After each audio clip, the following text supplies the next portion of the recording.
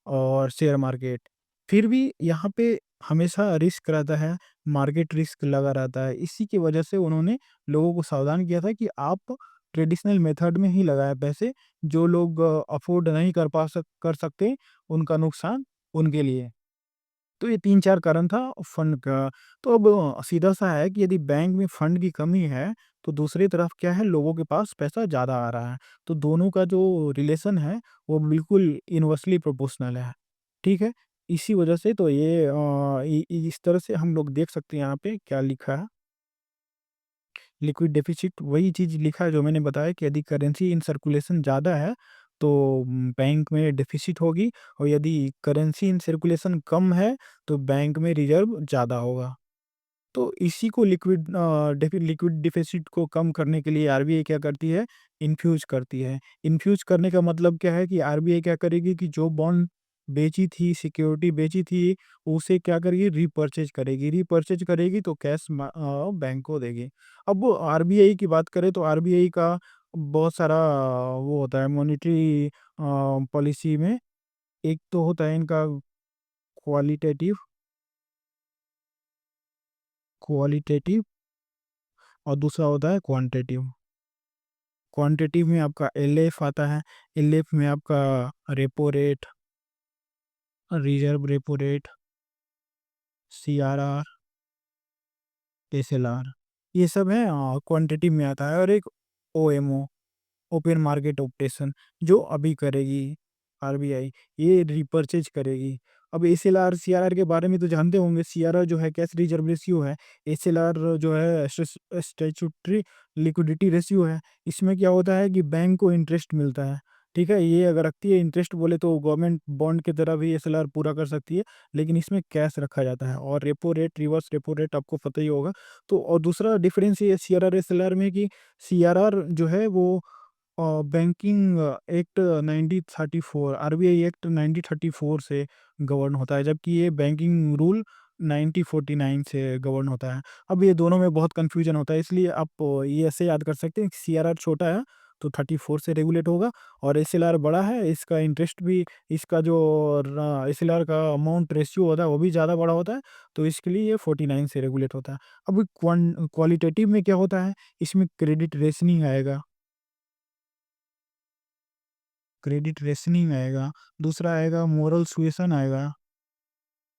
Moral सुएसन में क्या होगा कि आरबीआई मीटिंग कंडक्ट करती है, आरबीआई मीटिंग करेगी, उनको मना करेगी कि आप यहाँ पे पैसे मत लगाइए, इस सेक्टर में पैसे मत लगाइए। इस तरह से कुछ उसके रूल्स होते हैं। कभी-कभी तो डायरेक्ट एक्शन भी होता है। डायरेक्ट एक्शन बोले तो डायरेक्ट एक्शन बोले तो कोई यदि कंप्लेंट्स नहीं कर रहा है, कंप्लेंट नहीं है आरबीआई के रूल्स के, तो उसके ऊपर पेनाल्टी भी लगाती है आरबीआई। तो इस तरह से आरबीआई का काम है। नेक्स्ट आगे हम लोग देखेंगे।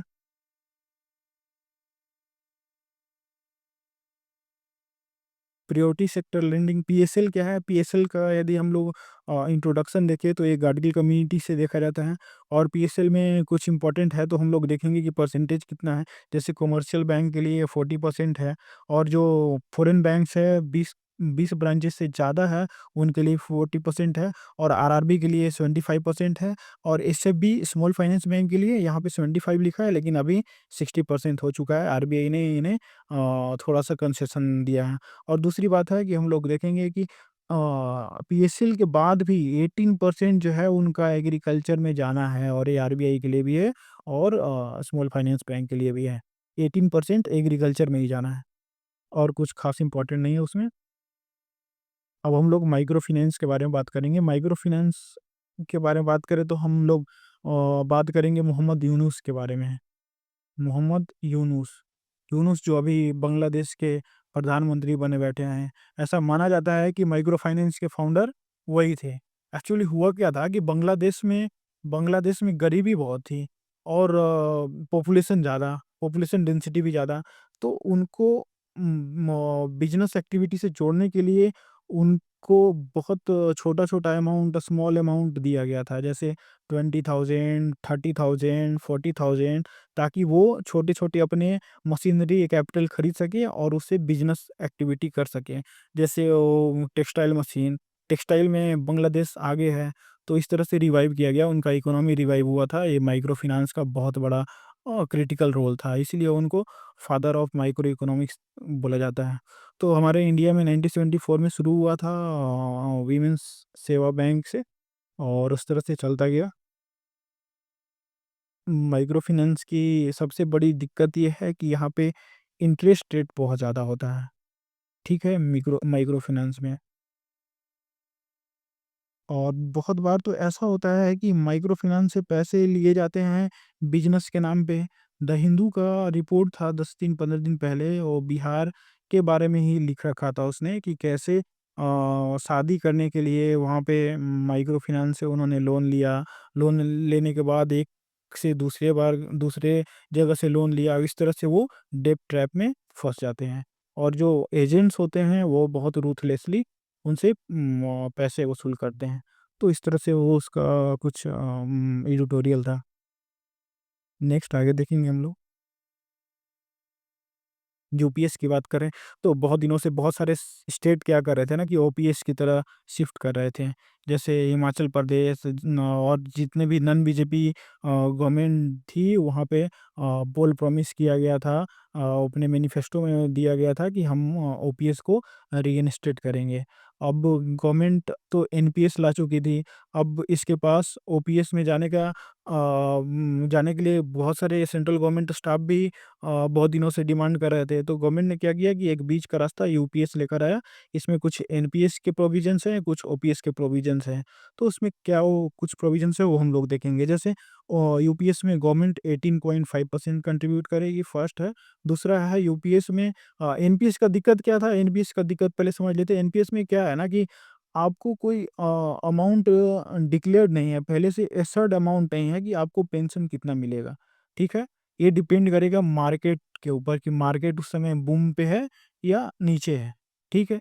तो लेकिन यूपीएस में क्या है, यूपीएस कहती है कि हम आपके लास्ट ईयर के सैलरी 12 मंथ आपके रिटायरमेंट होने से पहले 12 मंथ की सैलरी को एवरेज निकालेंगे, और एवरेज से 50% हम आपको पेंशन देंगे। ये सबसे बेस्ट बात थी यूपीएस की। पहले क्या होता था, पहले लास्ट पे ड्रॉन और उसका 50%। अभी तो इसने 12 मंथ का अब वो एवरेज निकालने के लिए बोला है। पहले क्या होता था कि लास्ट मंथ का जो सैलरी आता था रिटायरमेंट होने के पहले, उसका 50% एसर्ट अमाउंट पेंशन में आता था। बट यूपीएस के साथ वैसा नहीं है। ठीक है, अब इसमें एक और प्रोविज़न्स है कि यदि 10 इयर्स भी गवर्नमेंट सर्विस कोई करता है, तो 10वें साल के बाद वीआरएस पे भी चला जाता है, तो 10,000 एटलीस्ट उसको पेंशन दिया जाएगा। और दूसरा है 25 इयर्स, जो 12 मंथ का मैंने बोला कि वो प्रोविज़न तभी लागू होगा, जब उन्होंने 25 इयर्स गवर्नमेंट में सर्विस दे रखा है। ठीक है, अब इसे एक बोला जाता है क्रिटिसिज़्म ये है कि जो लोग सोच रहे थे वीआरएस लेने के लिए, अब वीआरएस क्यों लेते हैं लोग? बहुत ऑफ़िस में आप जाएँगे तो देखेंगे कि वहाँ पे इनकैपेबल लोग भी भरे पड़े हैं। अब उनसे काम भी नहीं होता है। वो थोड़े से बहुत ओल्ड हो चुके हैं, तो उनको काम के लिए कोई बोलता भी नहीं है। तो वो उनको रिकमेंड वीआरएस के लिए किया जाता है कि आप वीआरएस ले लीजिए। बट अभी तो गवर्नमेंट 25 इयर्स का प्रोविज़न कर दी है कि यदि 25 इयर्स तक आप काम नहीं करेंगे, तो हम जो यूपीएस का प्रोविज़न्स है, वो आपके ऊपर लागू होगा ही नहीं। तो अभी लोगों को वीआरएस से रोकेगी। अब वीआरएस लेने से रोकेगी, और एफिशिएंट है नहीं वो, तो गवर्नमेंट का काम भी नहीं हो रहा है। दूसरी बात है कि जो लोग न्यू कमर हैं, जॉइन करना चाहते हैं, उनकी सीट ऑलरेडी प्री ऑक्यूपाइड रहेगी। तो ये थोड़े से क्रिटिसिज़्म थे यूपीएस के। नेक्स्ट आगे देखेंगे हम लोग।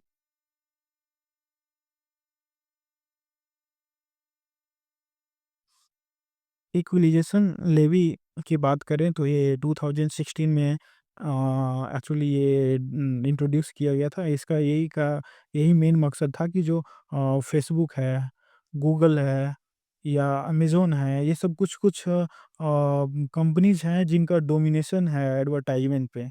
यदि आप पढ़ेंगे एसईओ, एसएमओ, वो उसमें क्या है डिजिटल मार्केटिंग में, तो इनके ऊपर इनके डोमिनेशन की वजह से इसको इक्विलाइज़ करने के लिए इक्विलाइज़ेशन लेवी लाया गया था। बट इसे हटा दिया गया, उसका कारण ये बताया जाता है कि डोनाल्ड ट्रम्प के रेसिप्रोकल टैरिफ की वजह डर से इसको हटा दिया गया। तो हम लोग देखेंगे फार्मर प्रोड्यूसर ऑर्गेनाइज़ेशन क्या है? तो आप खुद सोचिए कि फार्मर प्रोड्यूसर ऑर्गेनाइजेशन क्या है? एफपीओ। आप बोलेंगे ग्रुप ऑफ फार्मर्स है, बट क्या सारे ग्रुप ऑफ फार्मर्स एपीओ के अंडर आएंगे? हाँ, वैसे तो गांव में बहुत सारे ग्रुप होते हैं फार्मर्स के, वो क्या सारे एपीओ के अंडर में आएंगे? तो वैसा नहीं है। एपीओ के अंडर में वही ग्रुप आएंगे, वही फार्मर्स आएंगे जो रजिस्टर्ड है। रजिस्टर्ड कहाँ पे है? या तो कंपनी एक्ट में रजिस्टर्ड है या फिर क्रेडिट सोसाइटी में। दो में से किसी में अगर रजिस्टर्ड है तभी। अभी रजिस्ट्रेशन का भी बहुत फ़ायदा होता है उनको। एक तो गवर्नमेंट मॉनेटरी बेनिफिट देती है उनको। दूसरा बेनिफिट ये होता है कि उनको ट्रेनिंग, टेक्निकल असिस्टेंट इस तरह से मिलता है। और दूसरी बात है कि वो आपस में मिल के बहुत बड़ा एक स्टोरेज फैसिलिटी भी बनाते हैं। स्टोरेज फैसिलिटी की एक बात बताऊँ मैं तो गाँव में क्या होता है कि जैसे ही पैडी कल्टीवेशन होता है, पैडी कल्टीवेशन के बाद उसका हार्वेस्टिंग होता है। हार्वेस्टिंग के बाद पैडी खलिहान में आ जाता है। अब यहाँ पे आने के बाद लोग जो है वो हड़बड़ में अपने पैडी को सेल करते हैं कि बारिश आ जाएगी, बारिश से भीगने की वजह से क्या होगा कि उनका पैडी खराब हो जाएगा और पैडी खराब होने की वजह से उनको रेट कम मिलेगा। और रेट क्योंकि उनके पास स्टोरेज का फैसिलिटी होता नहीं है। यदि वो ज़्यादा दिन तक स्टोर करेंगे तो मॉइस्चर की वजह से उनकी खराब हो जाएगी धान।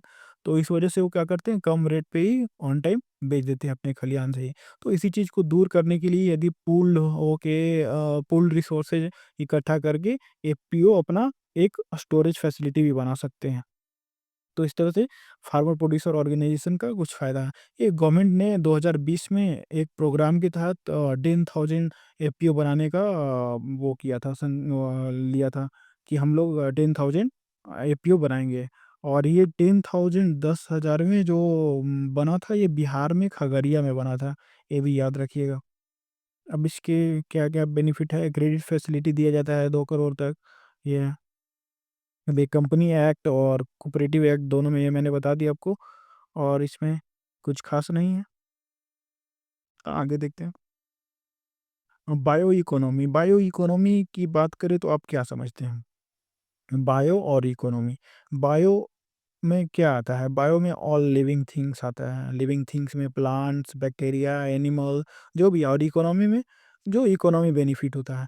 जो बायो से इकोनॉमी में बेनिफिट तभी होगा जब हम बायोलॉजिकल चीज़ों को यूटिलाइज़ करेंगे। यूटिलाइज़ कैसे करेंगे? टेक्नोलॉजी के थ्रू। जैसे फर्मेंटेशन हो गया, वाइन बनाना हो गया, वैक्सीन बनाना हो गया। इस तरह से जो भी होता है हम लोग उसे कंट्रीब्यूशन जो इकोनॉमी में होता है उसे बायो इकोनॉमी मानते हैं। अभी गवर्नमेंट ने बायो ई3 लॉन्च किया है, एक थीमेटिक प्रोग्राम है जो स्टिमुलेट करने के लिए बायो इकोनॉमी को स्टिमुलेट करने के लिए, थ्रस्ट देने के लिए लॉन्च किया गया है। तो हमारा जो इंडिया का बायो इकोनॉमी है, आपको भी पता होगा सीरम इंस्टीट्यूट दुनिया का सबसे ज़्यादा वैक्सीन बनाने वाला है। हमारा रेड्डी फार्मास्यूटिकल में भी इंडिया 3rd नंबर पे है। तो इस तरह से हमारा जो बायो इकोनॉमी है बहुत ऊपर है और एक सनराइजिंग इंडस्ट्रीज की तरह है। तो इसे स्टिमुलेट करने के लिए गवर्नमेंट काफ़ी प्रयास कर रही है और इसका हम कंट्रीब्यूशन 4.25% जीडीपी में अकेले हैं। ठीक है, ये देख सकते हैं। Third in pharma production. और इसमें कुछ खास नहीं है। आगे बढ़ेंगे हम लोग।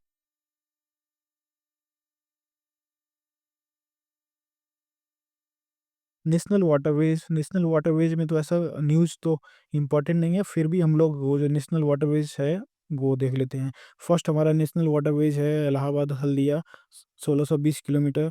दूसरा हमारा वाटरवेज है यहाँ ब्रह्मपुत्र धुबरी टू सादिया। और तीसरा है हमारा इधर चला आता है कोल्लम टू कोटापुरम। चौथा आ जाता है गोदावरी कृष्णा नदी। पाँचवा आ जाता है ब्राह्मणी उड़ीसा नदी। छठा बराक रिवर के ऊपर आ जाता है। ये देख लीजिएगा, याद कर लीजिएगा। टोटल हमारा लेंथ बताया जाता है 14,500 किलोमीटर। अभी वाटरवे है 14,500 किलोमीटर।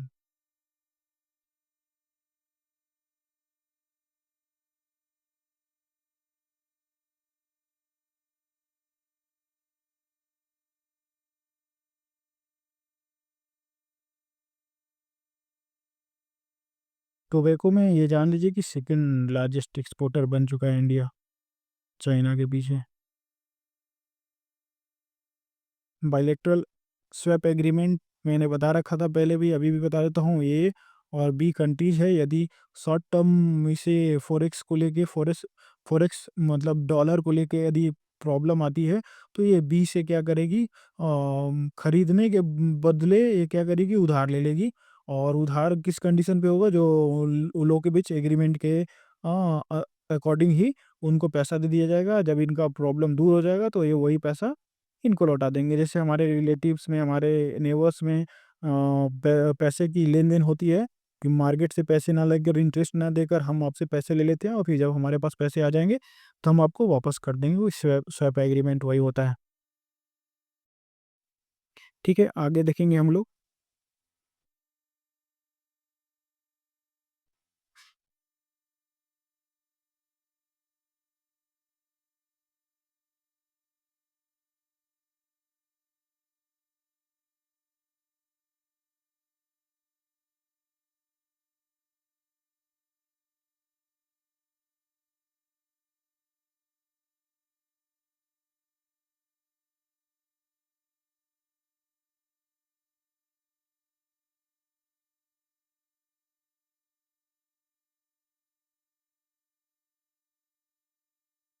अब देखते हैं वेंचर कैपिटल क्या है। वेंचर कैपिटल और एंजल कैपिटल दो चीज़ होता है। तो पहले एंजल कैपिटल ही देख लेते हैं हम लोग। एंजल कैपिटल क्या है, यदि बात करें तो फर्स्ट क्या है, एंजल कैपिटल।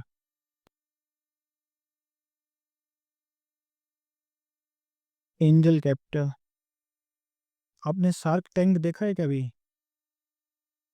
शार्क टैंक में क्या होता है कि ये इंडिविजुअल होते हैं। इंडिविजुअल क्या करते हैं, कोई बिजनेस का आइडिया बताता है, बिजनेस का आइडिया, और उसमें इन्वेस्ट करते हैं ये।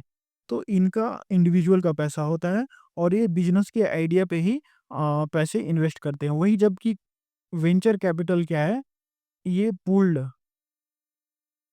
पूल्ड अमाउंट होता है, और ये तभी इन्वेस्ट करते हैं जब कोई कंपनी ग्रोथ दिखाती है। ग्रोथ यदि है तो ये वेंचर कैपिटलिस्ट को पैसे, दोनों क्या करते हैं, दोनों के बीच क्या है, स्टार्टअप को ही पैसे लेते हैं, स्टार्टअप में इन्वेस्ट करते हैं। एक वेंचर एंजल कैपिटलिस्ट है जो शार्क टैंक की तरह इंडिविजुअल, इनके पास अपना पैसा होता है, धनाढ्य होते हैं ये, और बिजनेस के आइडिया पे पैसे लगाते हैं। जबकि वेंचर कैपिटलिस्ट क्या होते हैं, वो देखते हैं कि कंपनी ग्रो कर रही है तो उसमें पैसे लगाते हैं। इसमें क्या है कि एक मेंटरशिप के रूप में देखते हैं, मेंटरशिप देते हैं, जबकि इसमें टेक्निकल असिस्टेंट भी दिया जाता है, ट्रेनिंग भी दिया जाता है। मतलब इनको खुद भी ग्रो करना होता है। ये है वेंचर कैपिटल। नेक्स्ट देखेंगे अपलिक अपलिंक इनिशिएटिव। ये वर्ल्ड इकोनॉमिक फोरम के द्वारा लॉन्च किया गया है। इसमें कुछ ज़्यादा पढ़ने की ज़रूरत है नहीं। ठीक है, थैंक यू।